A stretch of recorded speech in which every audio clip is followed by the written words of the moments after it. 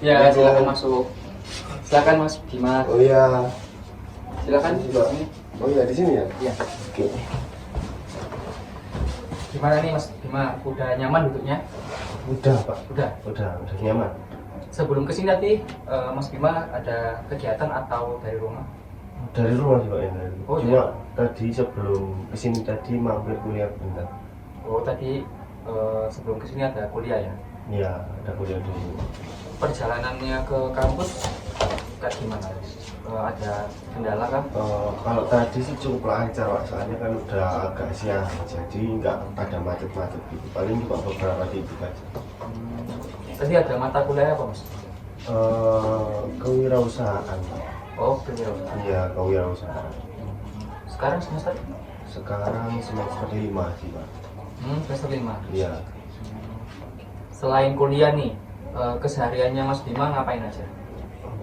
Banyak sih Pak, saya juga di rumah kan suka kerja. Terus saya kerja juga mencari kesibukan yang lain kayak mancing ataupun ngapain main game gitu biasanya Pak. Jadi selain kuliah itu kesehariannya Mas Bima ini ada kerjaan di rumah ya? Iya. Kerjaan apa itu? Jualan Pak, saya di bidang makanan minuman gitu kayak restoran. Oh, jadi Mas Bima ini punya kayak usaha kuliner gitu ya? di Iya, rumah? kuliner. Terus habis itu mancing Mas Bima caranya. Iya. Emang hobi mancing? Iya, kayak mencari waktu luang aja Pak, biar nggak jenuh gitu. Sekarang udah semester 5 kan? Ya? Iya. Pasti tugas-tugasnya lebih banyak dari semester-semester sebelumnya ya semuanya. Iya, Pak, tugasnya makin banyak. Nggak ngotak juga kadang. Tugasnya terlalu berlebihan jadi membuat Mas Bima ini burn out gitu ya? Nggak sampai sih, paling ya pusing aja. Oh, pusing aja. Iya. Terus untuk Mas Bima sendiri, selain kuliah dan mancing dan ada kerjaan di rumah, itu ngapain lagi? Paling sih biasanya nongkrong sama teman-teman kan, soalnya teman-teman juga ngumpulnya di rumah saya Pak, tiap hari, kadang siang, sore, malam gitu, setiap hari pokoknya. Oh jadi habis kuliah pagi itu langsung nongkrong sama temen-temennya Iya. sambil kerja gitu? Iya benar. Soalnya kan teman-teman juga di rumah saya ini, tiap hari nongkrongnya. Itu teman rumah? Ya teman dari kecil sih Pak, bisa dibilang dari TK kalau nggak salah. Oh dari TK? Iya kan, soalnya sekampung juga, jadi sekolahnya bareng sampai sekarang juga bareng. Dari mulai SD, mungkin SMP ada yang bisa beberapa, tapi SMA-nya kembali lagi sama-sama. Gitu. Oke, terima kasih ya Mas Bima sudah hadir ke sini. Iya. Sebelumnya pasti Mas Bima kesini itu ada hal yang ingin diobrolin kan sama saya? Iya benar Pak, benar sekali. Oke, sebelum kita ngobrolin hal itu lebih lanjut, di sini saya sampaikan kalau saya hanya memiliki waktu sekitar 20 menit untuk bisa mengobrol lebih jauh sama Mas Bima. Iya Pak. Terus untuk di sini saya sebagai konselor, yaitu tugasnya memfasilitator masalahnya Mas Bima. Nah jadi jika Mas Bima punya masalah dan ingin selesai, itu tergantung dari dirinya Mas Bima sendiri mau selesai atau tidak. Bisa dimengerti? Baik Pak. Bisa. Sekarang ruangan ini jadi milik Mas Bima. Mas Bima ceritakan apapun masalah yang sedang Mas Bima alami. Saya akan merahasiakan masalah Mas Bima ini agar tidak menyebar kemana-mana. Silakan Mas Bima. Jadi saya itu kayak punya perasaan kayak kadang ya emosi gitu, terus marah, kadang juga sampai jengkel, bisa juga kadang di titik sakit hati sih Pak. Jadi Mas Bima ini sekarang lagi ngerasa jengkel, Iya. terus sakit hati, marah juga. Iya. Waktu Mas Bima mempunyai perasaan atau sedang mengalami perasaan marah, jengkel, sedih, dan sakit hati itu Mas Bima melakukan kegiatan apa atau sedang melakukan apa? Biasanya sih saya tahan aja sih mas, soalnya kayak kan saya emosi itu nggak ada apa orangnya, emosi sama seseorang itu nggak ada orangnya, jadi gimana caranya saya bisa menahan emosi itu, paling ya kalau ngelampiasin sih mungkin pas di dapur gitu kan, apa hawanya panas jadi mungkin jadi kayak nada bicara itu kayak tinggi gitu. Jadi waktu ketika Mas Bima mulai merasa marah terus sakit hati itu Mas Bima lampiasin ke kerjanya Wisma itu tadi ya? Iya. Oke. Kalau boleh tahu nih Mas Bima punya perasaan marah itu kejadian seperti apa? Jadi kejadiannya itu udah ya mungkin sekitar 1 bulan yang lalu kalau nggak salah mas. Nah itu kan malam-malam jam berapa ya? Sekitar jam 1 atau jam 2an itu teman saya WA, nyepam gitu, nyepam terus WA telepon gitu. Kan saya di situ masih tidur, jadi terus bangun, nah nggak WA. Nah saya tanya kenapa. Nah dia itu bilangnya lagi kesusahan mas, berhubung teman saya ini kan lagi apa kerja itu kayak luar kota gitu loh. Nah kerja itu luar kota, di situ bilangnya dia apa ya, kalau nggak salah itu lagi kehabisan uang saku, jadi nggak bisa keluar dari tol. Nah di situ minta bantuan saya. Di situ kayak ada rasa ini temenan gak yo, soalnya sebelumnya itu ya emang pernah mas, cuma dalam alasannya itu nggak gitu, saya lupa pokoknya sebelum kemarin itu dia WA saya itu sebelumnya itu udah pernah. Nah pas kemarin itu kan mungkin ya saya jadi percaya ya, soalnya antara jam 1 jam 2 kan. Nah terus dia juga bilangnya kehabisan uang saku apalagi di tol kan. Nah mungkin sebagai manusiawi aja lah, pasti ada rasa kasihan ya mas.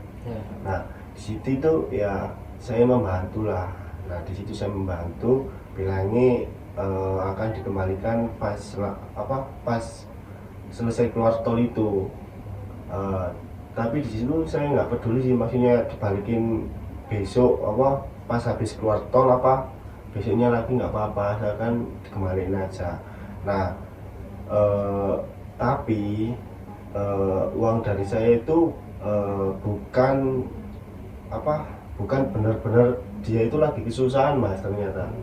Nah ternyata uang yang bilangnya tadi buat dia kesusahan lah, yang buat dia apa nggak bisa keluar dari tol itu malah dibuat judi online. Judol itu mas, ngeslot. Nah kan di situ saya gimana ya, ya emosi lah mas, namanya juga kita udah membantu kan ya. Ya gimana ya, ini pasti emosi lah kan, juga kita udah kasihan juga kan sebagai teman ya membantu, tapi kok apa rasa itu kok di gimana ya bilangnya, ini kecewa lah mas pokoknya. Kenapa nggak bilang gitu, ya tapi udah dibantu malah, tapi kok malah bohong. bantuannya itu lebih dipakai buat hal lain. Iya ya sampai gitu mas. gitu. Nah karep saya pengen saya itu jujur aja, kalau emang pinjam dibuat ngeslot lah atau apalah gitu kan bilang aja, kok kenapa harus pakai alasan nggak bisa keluar dari tol lah, kesusahan lah. Nah pas dari cerita itu pas dari kejadian itu besoknya beberapa hari itu temanku itu bilang kalau kemarin dia juga bilang apa pinjam nang temanku yang satu ini katanya kehabisan solar di tol. Nah dari situ itu saya ngerti kenapa kok bohong gitu loh kan, gimana ya, kayak kecewa aja lah mas sama teman sendiri kok gitu, kok gak jujur, padahal kita juga temenan udah dari lama, dari kecil gitu. Kalau ada apa-apa kan ya udah jujur aja, meskipun kan buat hal-hal yang kayak gitu ya. daripada menutupi keburukan dengan kebaikan kan jadi kayak nggak anjir gitu loh jadi saya. Seperti itu ya. Jadi temennya Mas Bima ini melakukan kesalahan yang menurut Mas Bima ini seharusnya temennya Mas Bima nggak melakukan hal itu. Ya. Jadi dia itu waktu jam 1 malam ya? Iya, malam itu jam 1-2 lah. Pokoknya tengah malam. Nelpon Mas Bima mau Iya. minta bantuan uang gitu ya? Iya. Yang bilangnya itu buat netol, kesusahan netol netol itu tadi. Tapi malah dibuat judi faktanya online. malah Keselak. dibuat judi Keselak, online iya. gitu ya. Terus perasaan apa yang Mas Bima rasakan ketika tahu nih kalau temennya ini ternyata bantuan dari Mas Bima dipakai buat slot? Ya, benar-benar emosi sih Pak, sampai saya kadang saya itu ngamuk-ngamuknya ke teman saya, jadi kayak Temen ini temen yang itu tadi? bukan. Oh bukan, temen lain ini? Iya, Oh. kayak ngamuk-ngamuk guyon gitu loh, kayak Hmm. berkata kasar gitu. Itu sih Pak, mungkin sarkas lah istilahnya. Jadi justru berarti Mas Bima ini ngelampiasin marah itu ke orang lain, bukan ke bukan pelaku sih, bukan ke yang minta pinjaman dari Mas Bima, bukan? Iya, bukan marahnya, tapi bukan marah benar-benar marah, kayak nyakasin dia itu loh. Oh, Nyakasin teman sarkasin saya yang yang- minta bantuan, saya oh. sarkasin ke teman saya yang lain gitu. Itu sih biasanya. Nah temennya yang minjem ini tahu kalau Mas Bima ini nyindir temennya yang minjem? Oh, nggak pernah sih Pak, soalnya nggak pernah pulang. Oh nggak pernah pulang. Iya. Jadi perasaannya itu marah. Iya sih Pak, kadang jengkel juga, kadang ya kalau tahu juga sakit hati sih Pak. Kalau tahu Iya, kok kejadian kenapa itu. sampai kayak gitu kan, bisa bilang jujur aja, kok kenapa harus bohong kan.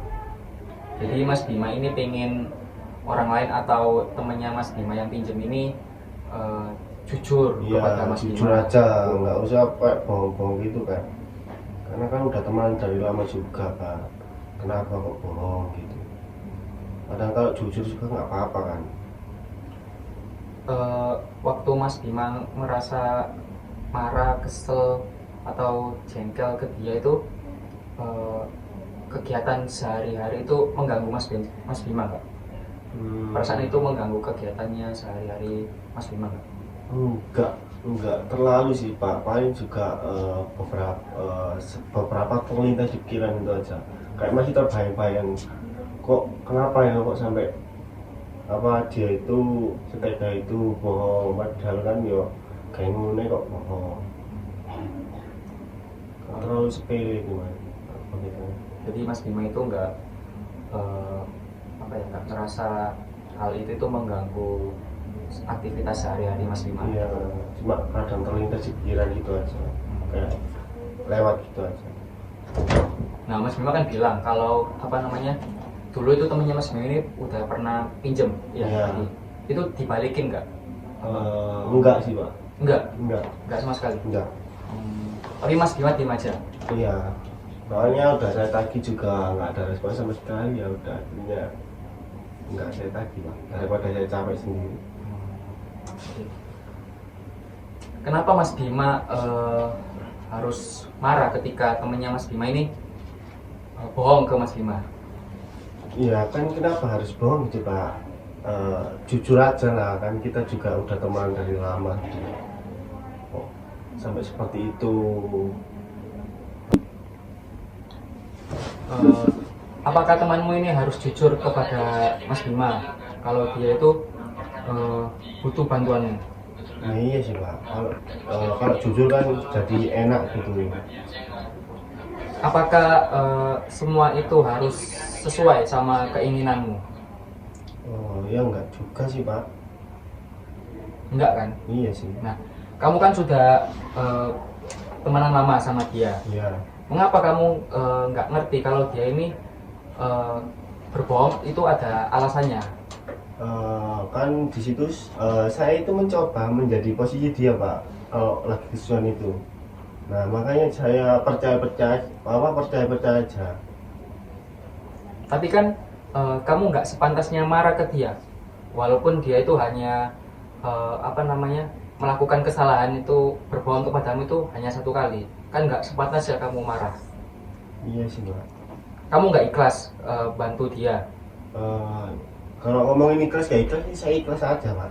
Ikhlas kan? Iya. Tapi kenapa kamu menuntut dia itu harus jujur kepadamu? Kan itu kamu sudah, yang penting kan kamu sudah ngasih uang atau bantuan ke dia. Nah, untuk urusan selanjutnya mau dia jujur atau berbohong kepadamu itu kan terserah temanmu. Kamu kan udah, yang penting kamu ikhlas ngasih ke dia. Tapi kalau misalnya dia jujur bakal uang itu dibuat ngeslot, kemungkinan saya nggak bakal ngasih sih Pak, karena saya juga nggak pengen teman saya kayak terlalu terjerumus ke dalam dunia slot itu. Emang kalau temenmu terjerumus dalam slot, emang berpengaruh apa ke hidupanmu? Ya nggak ada sih Pak. Nggak ada kan? Iya, Pak, mungkin dia jujur juga nggak bakalan saya kasih sih Pak, karena soalnya saya juga di situ nggak pengen teman saya kayak terlalu terjerumus dalam slot itu. Nah, kenapa kamu mikirin dia, sedangkan dia itu nggak mikirin dirinya sendiri? Emang dia punya pengaruh apa dalam hidupmu? Nggak ada sih Pak. Nggak ada kan? Iya sih. Emang dia nafkain kamu? Enggak. Emang dia ngasih makan kamu? Enggak juga sih Pak. Enggak kan? Iya.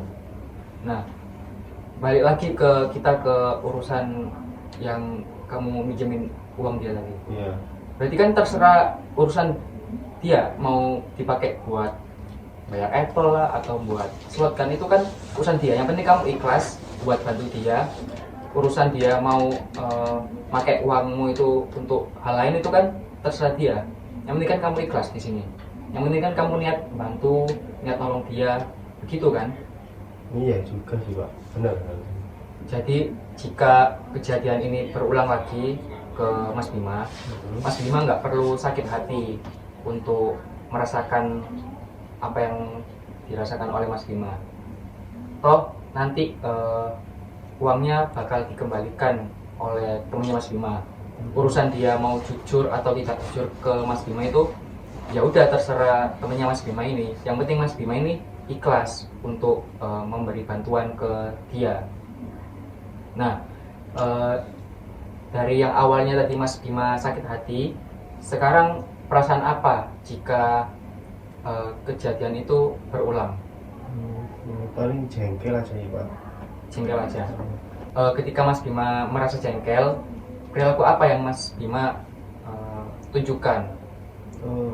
Ya, mungkin nggak ada sih, paling cuma ya kayak sekedar jengkel gitu Pak, nggak sampai ngapa-ngapain. Berarti cuman perasaan mendem aja ya? mendem aja. Baik, saya rasa Mas Bima sekarang sudah mengerti perasaan yang akan dilakukan ketika temannya Mas Bima ini melakukan hal yang sama lagi, yaitu merasa jengkel aja tanpa merasa sakit hati. Benar begitu? Iya Pak, benar. Oke. Kalau begitu sesi untuk konseling hari ini telah selesai. Saya berterima kasih sama Mas Bima karena telah hadir untuk bercerita masalah Mas Bima ke saya. Saya doakan semoga temannya Mas Bima ini atau Mas Bima sendiri bisa memaafkan temannya Mas Bima, dan temannya Mas Bima tidak mengulangi kesalahan yang membuat Mas Bima merasa jengkel. Baik. Saya juga mau berterima kasih kepada Bapak karena sudah mau menyempatkan waktunya untuk berkonseling dengan saya, sudah mau mendengarkan keluh kesah saya dan menerima saya dengan perasaan terbuka. Saya ucapkan terima kasih. Ya, sama-sama Mas Bima. Baik, sekian dari saya. Kalau ada hal lain yang ingin disampaikan, mungkin Mas Bima bisa datang ke kantor saya lagi. Ya. Bisa menghubungi saya lagi lewat WA ya Mas Bima ya. Oke. Terima kasih Mas Bima.